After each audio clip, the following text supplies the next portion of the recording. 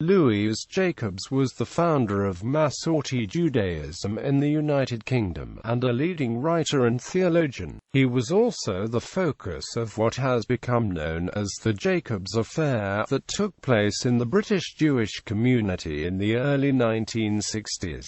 Early career: Jacobs studied at Manchester Yeshiva, and later at the Kollel in Gateshead.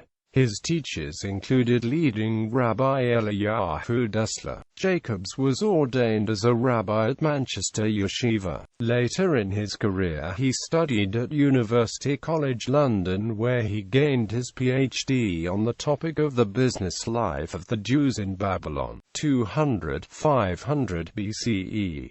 Jacobs was appointed rabbi at Manchester Central Synagogue in 1948. In 1954 he was appointed to the new West End Synagogue in London. Jacobs became moral tutor at Jews College, London, where he taught Talmud and homiletics during the last years of Rabbi Dry Isidore Epstein's tenure as principal. By this time Jacobs had drifted away from the strictly traditional approach to Jewish theology that had marked his formative years. Instead he struggled to find a synthesis that would accommodate Orthodox Jewish theology and modern-day higher biblical criticism. Jacobs was especially concerned with how to reconcile modern-day Orthodox Jewish faith with the documentary hypothesis. His ideas about the subject were published in the book, We Have Reason to Believe, in 1957. The book was originally written to record the essence of discussions held on its title's subject at weekly classes given by Jacobs at the New West End Synagogue, and was the subject at the time of some mild criticism, but not of any major censure. We Have Reason to Believe. Most of Jacobs's book We Have Reason to Believe deals with such topics as proof of God's existence, pain, miracles, the afterlife, and the idea of a chosen people, ideas which were not in themselves controversial. Debate on the book was eventually to center on chapters 6, 7, and 8, the Torah and modern criticism, a synthesis of the traditional and critical views and Bible difficulties. In these chapters Jacobs took on discussion of modern criticism of the Bible, more specifically textual analysis of the Torah known as the documentary hypothesis, which suggests that its text derives from multiple sources, rather than having been given, as Orthodox rabbinical traditions have it, complete in its present form by God to Moses during the period beginning on Mount Sinai and ending with Moses' death.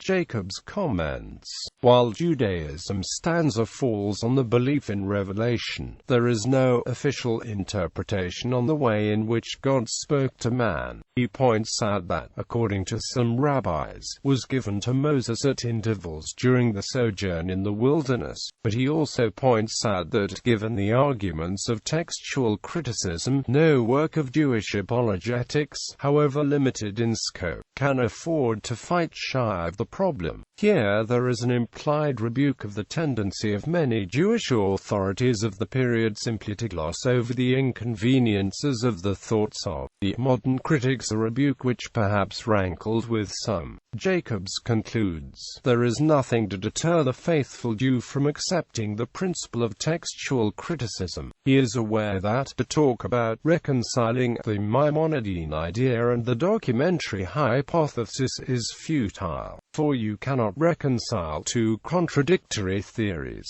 But to say this is not to preclude the possibility of a synthesis between the old knowledge and the new knowledge. Jacobs provides numerous examples from the Talmud and from other rabbinical writings indicating acceptance of the idea of divine intervention in human affairs, with God revealing his will not alone to men but through men. He concludes that, even if the documentary hypothesis is partly correct, God's power is not lessened because he preferred to cooperate with his creatures in producing the book of books. We hear the authentic voice of God speaking to us through the pages of the Bible, and its message is in no way affected in that we can only hear that voice through the medium of human beings. The Jacobs affair. It had been widely assumed that after Epstein's retirement as principal of Jews College he would be succeeded by Jacobs. When this assumption was translated into a definite invitation by the college's Board of Trustees in 1961, the then Chief Rabbi of the United Kingdom, Israel Brody, interdicted the appointment because of his published views. This was a reference to "We Have Reason to Believe." The British newspaper, the Jewish Chronicle, took up the issue and turned it into a cause célèbre which was reported in the national press, including the Times. It was an event that threatened to become the biggest schism in Anglo-Jewish history. The events in 1964 that came to be known as the Jacobs Affair dominated not just the Jewish media but the whole of Fleet Street and the newsrooms of both the BBC and ITN. Not that Jacobs himself was a willing participant in the affair. He was dragged into it by the religious establishment of the day. When Jacobs wished to return to his pulpit at the new West End synagogue, Brody vetoed his appointment. A number of members then left the new West End synagogue to found the new London synagogue. Public interest in Dr. Jacobs's differences with the Anglo-Jewish establishment is also demonstrated by the television interview of Dr. Jacobs of 1966 conducted by Bernard Levin.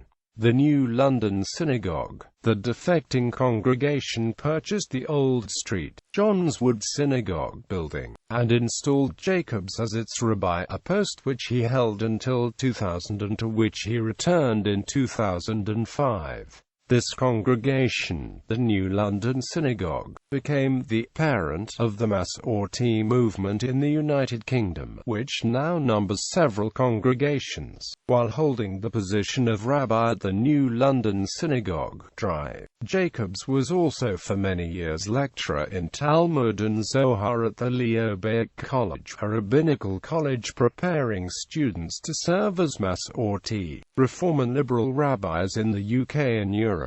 Rabbi Jacobs served as chairman of the academic committee for some years. Since the founding of the New London Synagogue, Jacobs and the Masorti movement were subject to hostility from Orthodox British Jewish institutions. On his 83rd birthday, in the Bournemouth United Synagogue on the Sabbath before his granddaughter's wedding, Jacobs was not provided the honor of an LEU customarily given to the father of the bride, which gave rise to heated correspondence in the Jewish press including accusations of pettiness and vindictiveness. The chief rabbi, Sir Jonathan Sacks, and the head of the London Beth Din, Dan Channock Aaron True, responded that, because of what they considered to be Jacobs's heretical beliefs, they believed that had Jacobs uttered the words, "Our God who gave us the Torah of truth," he would have made a false statement. In December 2005, a poll by the Jewish Chronicle of its subscribers, in which 2,000 readers made the nominations,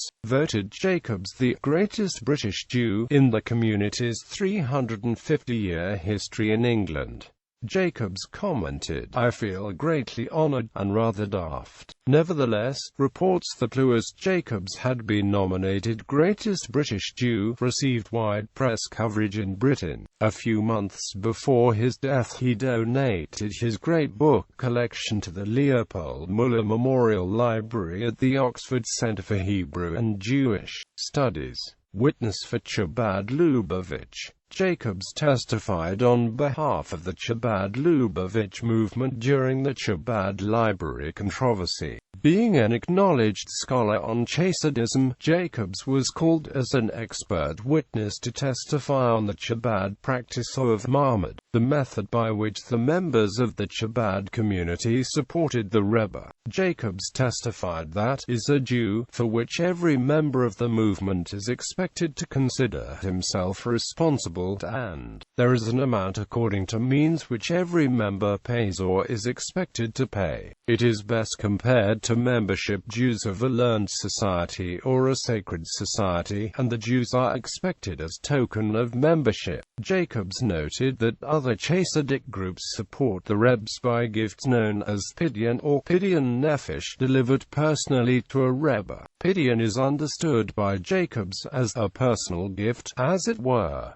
for services rendered. Selected publications. Jewish prayer. We have reason to believe. Jewish values. Jewish thought today. Studies in Talmudic logic. Principles of the Jewish faith. A Jewish theology. Jewish ethics, philosophy and mysticism. The Book of Jewish Belief. Faith. What does Judaism say about ...